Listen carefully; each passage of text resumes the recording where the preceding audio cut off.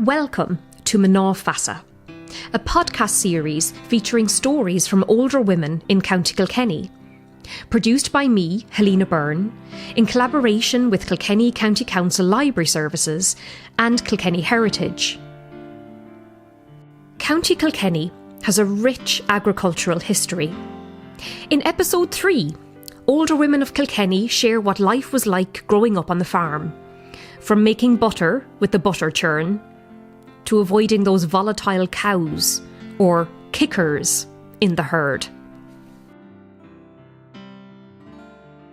I'm just wondering what a typical day, when you say that you helped out on the farm, like, was it an early start in the morning, like 6 in the morning sort of thing to get up, or? Well, I was at boarding school, but when I'd come home, say on the holidays and everything like that, we would always give Mammy and Daddy a rest. We'd leave them, they could have a rest, and myself and my brothers would get up, and some of my sisters as well.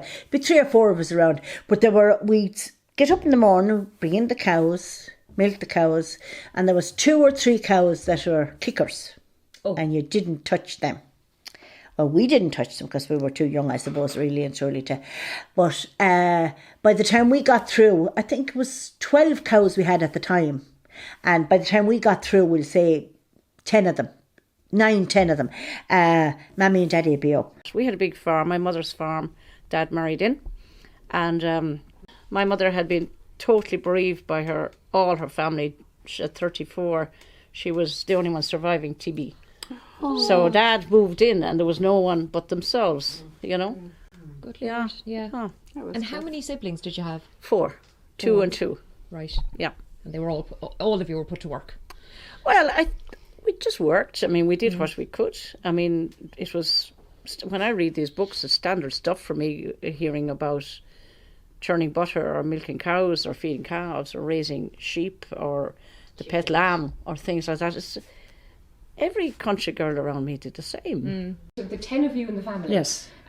Mostly girls or mostly boys? Or? 7 girls, 3 boys. And helping out on the farm, was that equal? Like did you all have to get up one morning to help milk the cows or anything of that nature, or was that even part of your? Oh, it was very much, but it's interesting to see the division of labour, the broader farm, you know, the ploughing and the reaping of the crops and all the rest of it. That was very much the male domain, but closer in, the milking of the cows, the feeding of the calves, the feeding of the pigs, you know, all of that, the hygiene of for example, you know, the scouring of the churns, you know, to make sure that the milk wouldn't go so sour because it's being collected, you know, and there was no refrigeration, of course, at that stage because we hadn't electricity, all that.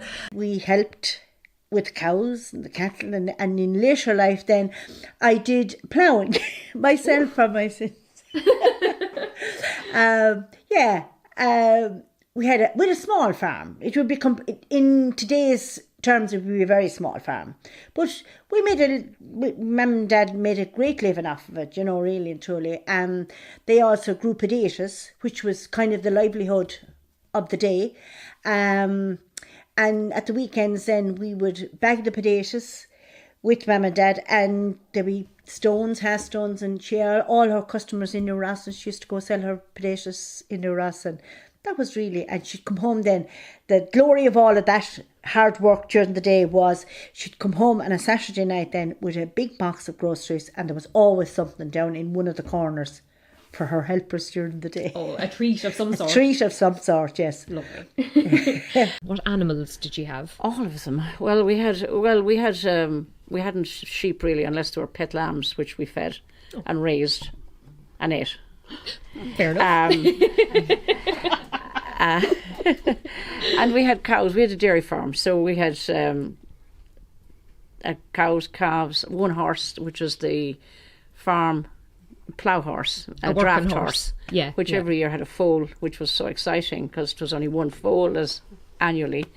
And then we would have all the farm hens, poultry that my mother kept, chickens, hens, geese, ducks, turkeys, and we ate all of them. How we're not vegetarians is a miracle. Because I saw them, I fed them, we looked after them, you know. Yeah. So there was all that, and And we kept pigs on the farm. And so did you eat them too? We did. Right. But we used to hate it when the pigs, we'd know the day the pig was going to be killed because there'd be preparation going on, like sterilising stuff, and the neighbour would come and we would run away. My sisters and I would just run away and you could hear it happening. And then we relished the pork steaks. A few days later. That was your compensation for it. Yeah. I mean, to this day, I actually don't like bacon because I just had too much of it as a child. I like some ham, but not bacon, not this fatty end bacon. But then you'd have to feed the animals. You know, we had pigs. Right. You have to feed them. You have to grind the turnips. You'd have buckets of them. And then when you'd have that done, you probably have to clean out from the houses, you know, the cow house and things like that. Like, it was a full day. Just constant. Full on. Yeah, it was full on now. God. Not every day would be the same, you know. Coming at the weekends, like I said, you'd have the potatoes and you'd have to go about them. And we had big 5-gallon drums. And, of course, we were always trying to best one another as to who'd have the extra ounce in the bucket. Needless to say, that's why we have bad backs the whole lot of us. You know. But yeah, it was a full-on day. Yeah. You go to bed and you'd be tired. Yeah. Did your parents have creamery cans with certain numbers that 50. They would bring to a creamery then? Where would they go to Castlecombe or with the milk? They were picked up at the end of the lane every morning. Okay. At which point I think I had, my 2 brothers and my dad. But then as my brother went to boarding school, someone else had to fall in. And on a Sunday morning, we would be up around 4:45 to milk the cows, to have the milk cool, to be at the end of the lane for 7 o'clock. Okay. Make butter. We did make butter. We made butter. I loved it. Loved it. Country butter. Oh, it was delightful. Yeah. You know? Would there be a lot of farming equipment then that you'd remember from your absolutely. childhood?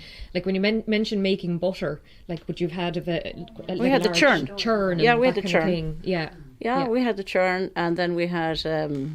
I did a separator. Yes, we had the creamer. Yeah. We had all that. Yeah. Can you describe that for somebody who hasn't a clue? Can you describe what was that then? When I used to go to my grandmother in the summer, I did all that, milk and cows and everything, but she had a separator. It was red. You put in the milk and the cream came off in a different jug, and you had that then to make the butter. Right.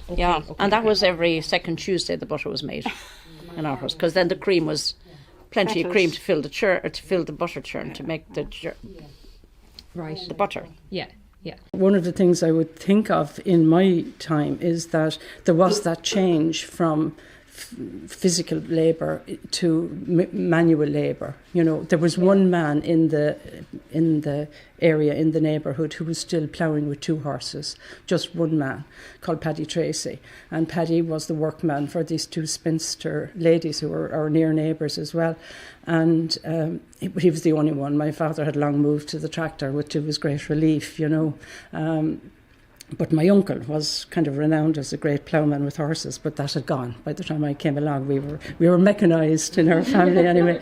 But my sister Teresa, who's 4 years older than me, she was fascinated with the horses, and she was a great pet of Paddy's. So he would bring her out when he was ploughing, and now and again he would let her stand between the shafts, you know, of the plough, and let her hold the shafts while the horses went. And only very, very recently I said to Teresa, what was the attraction in being with Paddy Tracy, you know, in the ploughing? And she said the power of the horses. That's what she felt. Yeah. We're fun among ourselves, really and truly, because we'd say even filling the buckets of potatoes, that was fun. And running to see who get to the scales first, to see who had the heaviest bucket. That was a big thing, you know. And if you could beat your brothers, that was magic. Magic. Then you go in and you have the breakfast. Because we probably have started without a breakfast. You know. Yeah. And depending on, if we were lazy getting up, of course. You probably have started without a breakfast. And you come in, then you'd have the breakfast, and you could have, you'd always have a boiled egg, a fried egg, scrambled egg. Egg was the breakfast. The thing. Yeah. There'd be brown bread or white soda bread. and on a home baked. All home baked. Lovely. Very seldom shop bought. Yeah. Yeah. And at the weekends, then she'd make what we used to call a spotted dog. That was the white soda bread with currants in it, and that wouldn't last a day. With the, Yeah. I mean, we were ahead of our time. We were organic. There was no such thing as fertilizer, just cow manure. My mother made her bread. She made the best apple tarts this side of the Mississippi with no weighing scales. Simple margarine and butter and apples or rhubarb. Did she make the tarts in the big she did. trays? She did. Yeah. Now we hadn't got the over the fire bastable thing, which was the pot hanging. Yeah. We were gotten very modern. We had a Rayburn cooker, but beside the Rayburn there was a hot tank in the kitchen, so we had to fill the hot tank. So it was on all the time for hot water.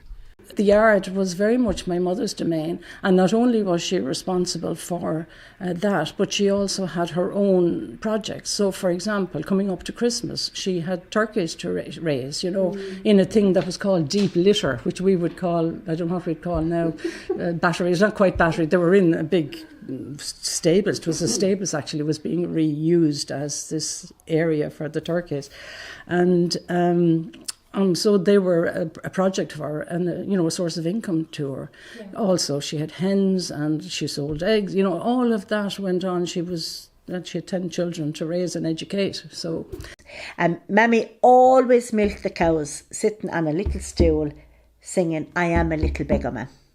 I am a little beggar man. Yeah, for begging I have been. Put 3 score or more in this little Isle of Green. Oh, okay. I'm going to have to Google this song. Yeah, she always sang when she was milking, and you'd think she was playing the drums because every time she was milking, the song was being echoed by the milk falling into the bucket. Yeah, it was funny. It was great memories really. When you think back on things like that, yeah. I left at 18, became a civil servant. And when you say you left, you went to Dublin. To Dublin. Oh yeah, that must have been a big move, going from such a rural upbringing. And was it exciting or was it? Oh, it was delightful. Okay. Anything bar milking cows by hand was delightful, for God's sake. And picking stones and thinning turnips and pitching hay was my childhood. So I had a very hard-working childhood, really. Yeah. Yeah. Yeah. But so had everyone else in my area. At least in your area, anyway. Oh, I didn't do me any good. It was actually a very hard-working childhood, but I think everyone in my area were doing more or less the same thing. Yeah, girls and boys worked on the farms. You were part of it. I was willing. I wanted to milk cows because I wanted to be like the others. I wanted to be as good as the rest of them. As the youngest. So for me, it was part of what growing up. Yeah. When you were picking the spuds of an October evening, you could stand in the raw field and look across at this beauty. So we had the most beautiful views over to the Blackstairs. So I think that impacted as well. My mother lived to be 101, and in the 9 years before her death, we had the privilege and the responsibility to mind her with a lot of wonderful carers as well.